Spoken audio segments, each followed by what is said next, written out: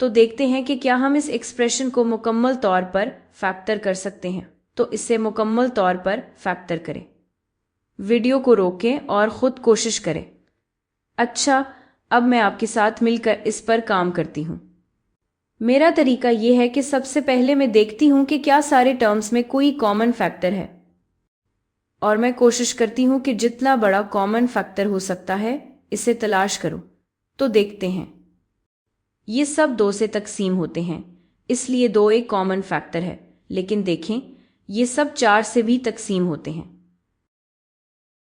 4, 8 और 12 सब 4 से तकसीम होते हैं, और यही सबसे बड़ा कॉमन फैक्टर लग रहा है। ये सब x से तकसीम नहीं होते हैं, तो मैं x नहीं डाल सकती। तो अब मैं क्या करना चाहूंगी, मैं 4 को फैक्टर आउट करना चाहूंगी। तो मैं इसे दोबारा लिख सकती हूँ 4 ज़रब। अब ये क्या होगा, 4 ज़रब किया।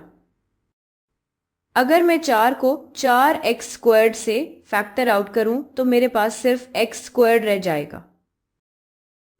अगर मैं 4 को 8x से फैक्टर आउट करूं, -8x तकसीम 4 हो जाएगा 2, तो मेरे पास -2x होगा।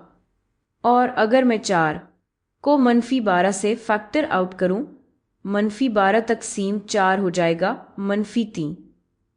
अब क्या मैंने फैक्टरिंग मुकम्मल कर ली? लगता है कि मैं इसे थोड़ा और फैक्टर कर सकती हूँ। क्या मैं 2 ऐसे नंबर सोच सकती हूँ जिनको जमा करके नतीजा -2 हो, और जब मैं उन्हें ज़रब करूँ तो मुझे -3 मिले। और चूंकि जब मैं ज़रब देती हूँ तो जवाब मनफी आता है, तो एक नंबर मस्बत होगा और एक मनफी। मैं इसे इस तरह भी सोच सकती हूँ, a जमा b -2 के बराबर है।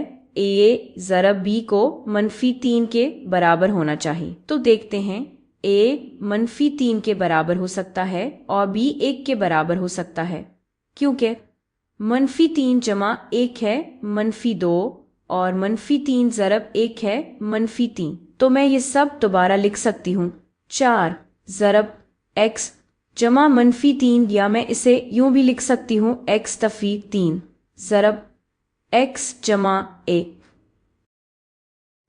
और अब मैंने वाकई इसको फैक्टर कर लिया है मुकम्मल। चलें एक और मिसाल करते हैं।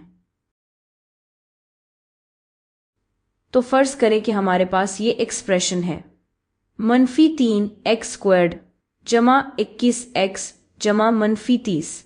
वीडियो को रोकें और देखें कि क्या आप इसे मुकम्मल फैक्टर कर सकते हैं। अच्छा, अब ये हम मिलकर करते हैं। तो सबसे बड़ा कॉमन फैक्टर क्या होगा?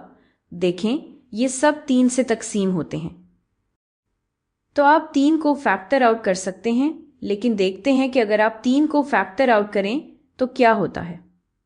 ये बिल्कुल ऐसे ही है जैसे 3 ज़रब -3x² तकसीम 3 हो जाएगा -x²। 21x तकसीम 3 हो जाएगा 7x, तो जमा 7x, और फिर -30 तकसीम 3 हो जाएगा -10। आप ये तरीका भी कर सकते हैं, लेकिन x² टर्म मनफी होने की वजह से अभी भी थोड़ी परेशानी होती है कि इसे मज़ीद कैसे फैक्टर करें। आप ये कर सकते हैं, लेकिन फिर भी थोड़ा सा ज़हनी बोझ बढ़ जाता है। तो 3 को फैक्टर आउट करने के बजाय आए -3 को फैक्टर आउट करते हैं। तो हम इसे इस तरह लिख सकते हैं, अगर हम -3 को फैक्टर आउट करें तो ये क्या बन जाएगा। तो फिर अगर आप इस टर्म से -3 फैक्टर आउट करें तो सिर्फ x² रह जाएगा। अगर आप इस टर्म से -3 फैक्टर आउट करें तो 21 तकसीम -3 हो जाएगा -7x। और अगर आप -3 को -30 से फैक्टर आउट करें यानी तकसीम करें तो -10 रह जाएगा -10। और अब देखते हैं कि क्या हम इसे थोड़ा और फैक्टर कर सकते हैं। क्या मैं 2 ऐसे नंबर सोच सकती हूँ जिनको मैं जमा करूँ तो मुझे -7 मिले, और अगर मैं उन्हें ज़रब दूँ तो मुझे 10 मिले। और देखें, دونوں کا نشان ایک جیسا ہونا چاہیے کیونکہ ان کا حاصل ضرب جواب مثبت ہے۔ تو دیکھیں اے برابر ہو سکتا ہے -5 کے اور پھر بی -2 کے برابر ہو سکتا ہے۔